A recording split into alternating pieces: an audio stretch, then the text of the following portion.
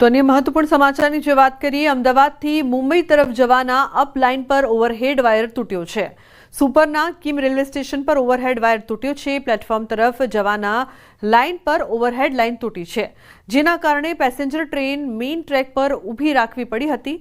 જો કે ટ્રેન વ્યવહારને કોઈ અસર નથી પહોંચી। રેલવે સ્ટેશન માસ્તર સહિત રેલવે અધિકારી રેલવે સ્ટેશન પર પહોંચ્યા। ઓવરહેડ લાઇનની કામગીરી શરૂ કરવા રેલવેની નિરીક્ષણ ટ્રેન પહોંચી હતી।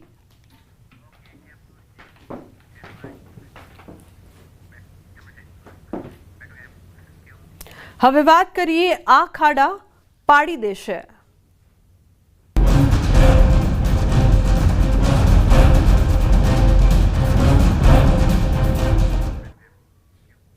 તો અરવલ્લી જિલ્લામાં મોડાસા શામળાજી સ્ટેટ હાઈવેના સમારકામની હકીકત પહેલા વરસાદે જ ખુલ્લી પડી છે।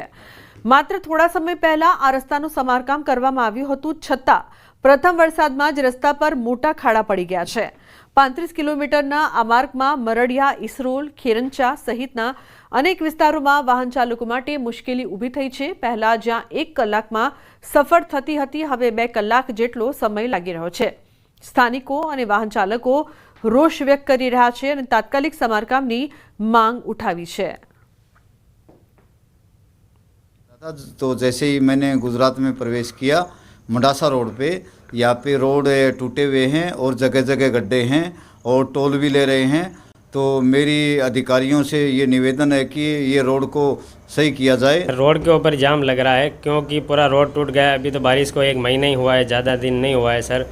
अभी गुजरात के अंदर प्रवेश किया, मोडासे के पास में इतने खड्डे हैं, मेरी गाड़ी का पत्ते टूट गए हैं सर। मैं आपको फ़ोटो दिखा सकता हूँ, मेरे पास फ़ोटो है, मैं काम करा के लेकर आया हूँ।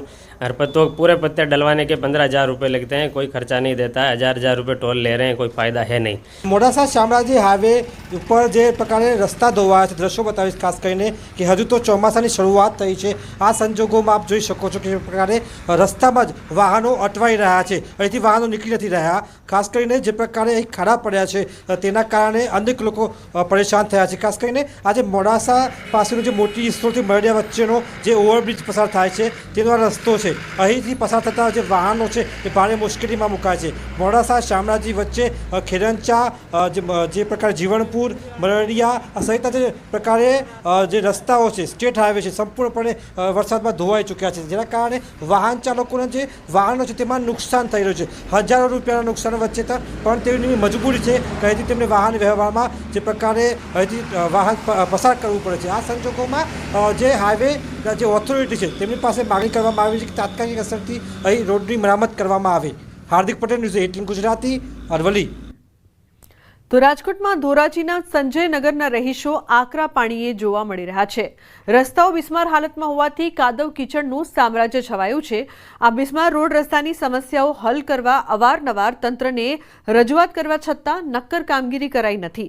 રહેવાસીઓને ચાલીને જવું પણ મુશ્કેલ પડે છે। આ રોડ પર કાદવના કારણે અહીં ગાડી પણ આવી શકતી નથી, જેથી વિદ્યાર્થીઓ શાળાએ જઈ શકતા નથી।